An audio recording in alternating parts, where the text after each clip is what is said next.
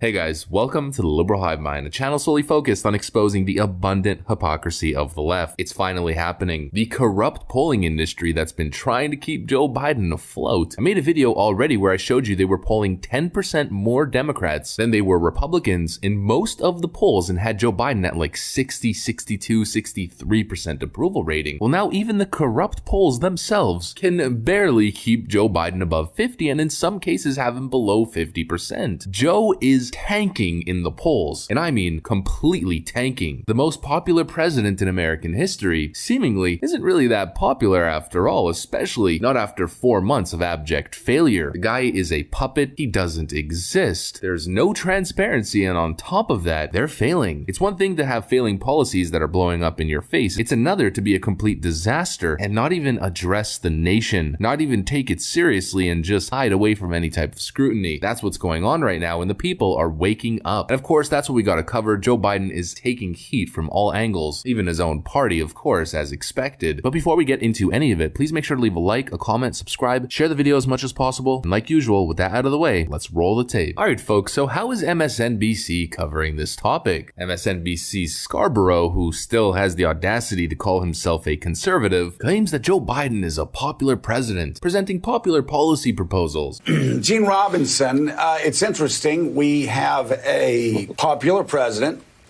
who appears to be personally liked, who is presenting popular policy proposals, some extremely popular policy proposals.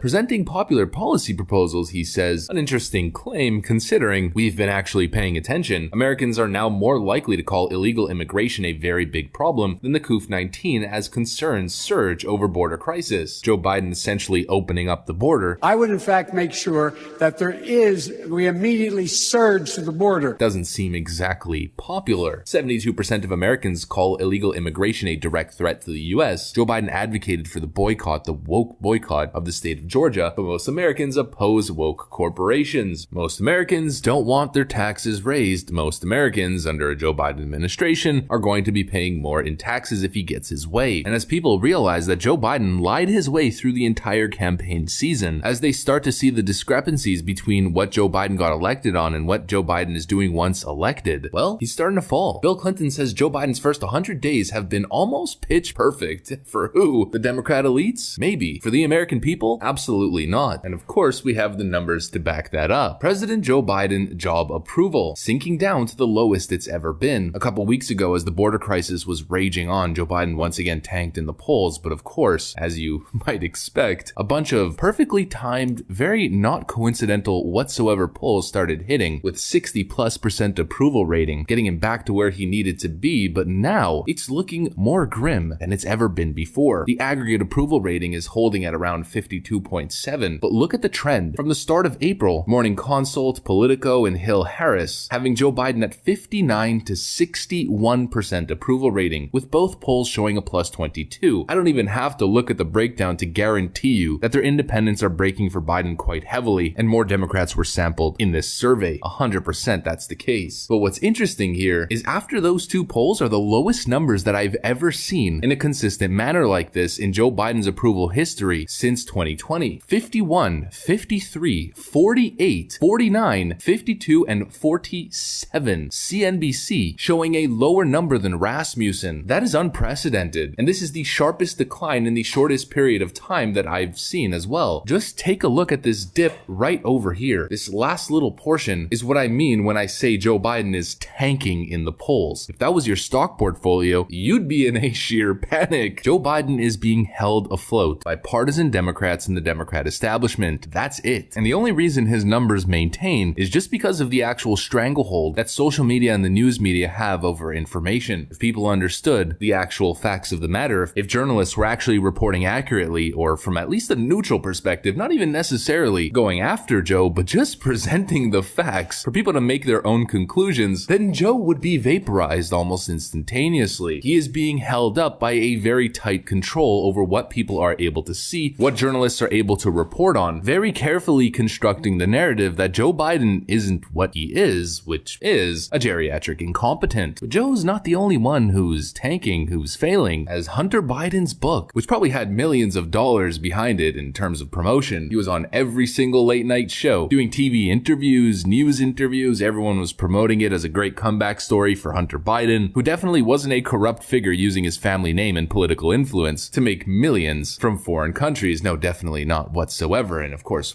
Joe Biden wasn't involved at all and isn't a compromised agent or asset. Well, with all the promotion and money put behind the book, Beautiful Things, a memoir from Hunter Biden, has sold a measly 10,638 copies according to Publishers Weekly. A total flop to say the least, getting beat out by random historical books released at the exact same time with almost no publicity whatsoever. What a complete farce. An absolute abject failure. That's like putting hundreds of millions of dollars in terms of a budget behind a big Hollywood movie and making like $50 million in the box office first week. A total flop. And just going back on Joe Biden, I mentioned specifically that he's been taking heat from all angles, probably more so than ever, once again in the crosshairs, in the firing line of the far left. I don't know if you guys have noticed, but a lot of videos that I've been making recently have been of the ongoing feud between, of course, the corporate establishment Democrats and the far lefty Marxist socialist Twitterati type Democrats. That feud is continuing. We have this piece right over here. AOC and other Democrats lash out at Biden for keeping Trump's, quote, racist refugee cap after promising major increase during the campaign. AOC writes, it's completely and utterly unacceptable. Biden promised to welcome immigrants, and people voted for him based on that promise, upholding the xenophobic, racist policies of the Trump administration, including historically low plus plummeted refugee cap, is flat out wrong. Keep your promise. The US accepts more refugees than any other country, but essentially to a far leftist, you're racist unless you have completely open borders. Ilhan Omar says, as a refugee, I know finding a home is a matter of life or death for children around the world. It is shameful that at POTUS is reneging on key promise to welcome refugees moments after Representative Schakowsky and Representative Jayapal, myself and others call on him to increase the refugee cap. Joaquin Castro, Joe Negussi, Pramila Jayapal, Democrat after Democrat after Democrat, blue checkmark far lefty Twitteratis, calling out Joe Biden for doing exactly what you'd expect, reneging on a promise that he was obviously not going to keep. He lied to you. He lied, and the fact that anyone is surprised just shows a high level of naivete and lack of political understanding. Joe Biden's in hot water right now, and he needs to appeal to moderates. And speaking of campaign lies, failed promises, Joe Biden campaigned so heavily towards minority communities. Donald Trump actually had a plan. Joe Biden pandered and condescended, frankly. And you ain't black. But now that he's hit office, he signed a ton of executive orders and created clear mandates and clear goals, none of which, not a single one, has anything concrete about plans to ameliorate life in minority communities. What a surprise. BLM activist slams Biden for failing to help his community. Joe Biden did nothing for our community. We're going to boycott the vote, said the speaker during Thursday night's demonstration. Surprise, surprise, surprise to no one. Joe Biden never had any intentions of doing anything for anybody except for Bill Clinton and the Democrat establishment, Washington elite, Wall Street elite, and corporate elite. That's what I meant when I said Bill Clinton said that Joe Biden's first 100 days in office were pitch perfect for him at the detriment of everybody else. And his border policies are probably the perfect example of that, using the emotional marketing aspect as if you're such a good person if you believe in open borders. But really, opening the floodgates of illegal immigration helps nobody except for people who need cheap labor. It helps nobody except for people who benefit in an oversaturated, low-skilled workforce. It doesn't help the source country. It doesn't help the average American. It helps only the elites, which is why another South American president is out here condemning Joe. Guatemalan president joins Mexican president and blames Joe Biden for border crisis. Confusing messages is what he's quoted on the record as saying. But don't worry, guys. The Biden administration has it all under control. Jen Psaki announced, I think a couple weeks ago or maybe a week ago, that they were making deals with South American countries to curb migration and make life better in their home countries. When questioned about it, she walked the claim back and said that there are no formal deals.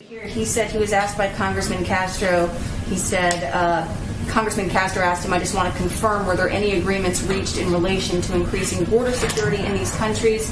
And the special envoy said, no, there were no agreements concluded with governments regarding border security. Well, whether or not it was a formal agreement, which it was not, and I never conveyed that it was. But don't worry, folks. Nancy Pelosi says Joe Biden is being solution-oriented. But I'm glad you brought up the border, because I do think that, and I commend my colleagues as well as the president for being solution-oriented there. And so I guess they have it all under control. Yeah, right. But that's a video that I got for you guys on this one. If you enjoyed it, please make sure to leave a like, a comment, subscribe, share the video as much as possible. I gotta get back to work. I want to thank you for watching, and I'll see you on the next one.